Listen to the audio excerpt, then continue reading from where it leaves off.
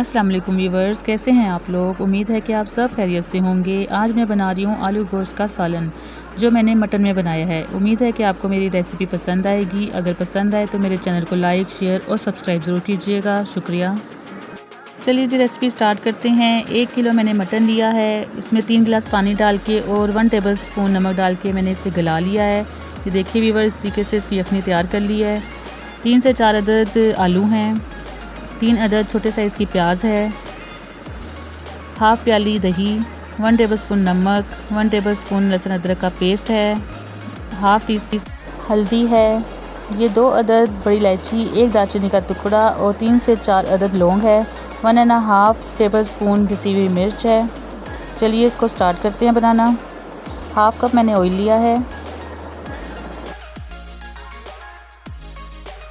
इसमें लहसुन अदरक का पेस्ट डालेंगे अब।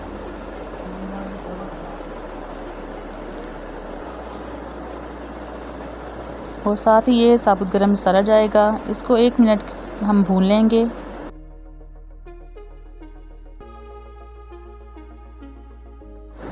ये देखिए व्यूअर, ये प्याज का हमने पेस्ट तैयार कर लिया था, ये इसमें जाएगा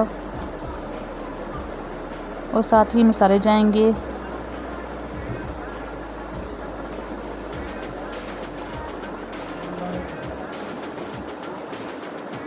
इन सब मसालों को अच्छे से हम पका लेंगे 5 मिनट के लिए।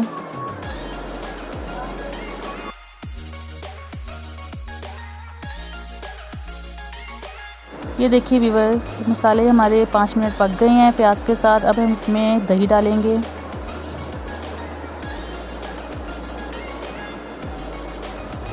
दही डाल के हम इसको 10 मिनट के लिए अच्छी तरह दोबारा पकाएंगे और फिर इसकी भुनाई करेंगे।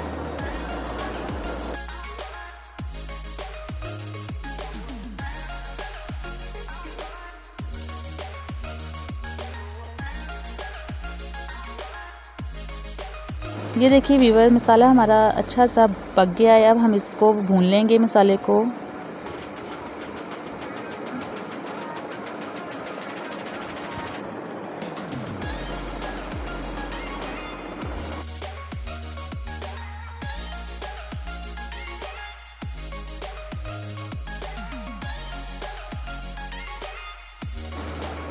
थोड़ा थोड़ा हम पानी ऐड करते जाएंगे और इसकी भुनाई करते जाएंगे।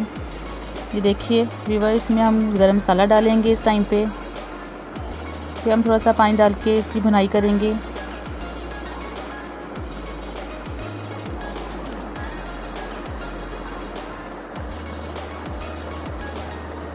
मसाला अच्छी तरह भुनना चाहिए हमारा। ये देखिए अब इसमें जायफल जवित्री जा रही है। ये देखिए व्यूअर्स, अच्छे से फ्राई हो गया हमारा मसाला। जितना अच्छा मसाला आपका फ्राई होगा उतना ही अच्छा इसका सालन तैयार होगा। ये देखिए, अब हम इसमें गोश्त डालेंगे गला हुआ जो हमारा रखा था। मसाले में मिक्स करेंगे।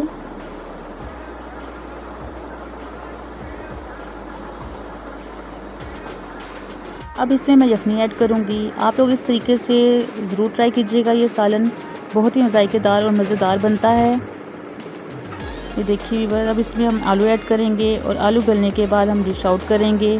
अगर आपको मेरी वीडियो अच्छी लगे तो मेरे चैनल को लाइक, शेयर और सब्सक्राइब ज़रूर कीजिएगा। ये देखिए व्यूअर, मज़ेदार आलू गोश्त का सालन तैयार है। अल्लाह हाफिज़।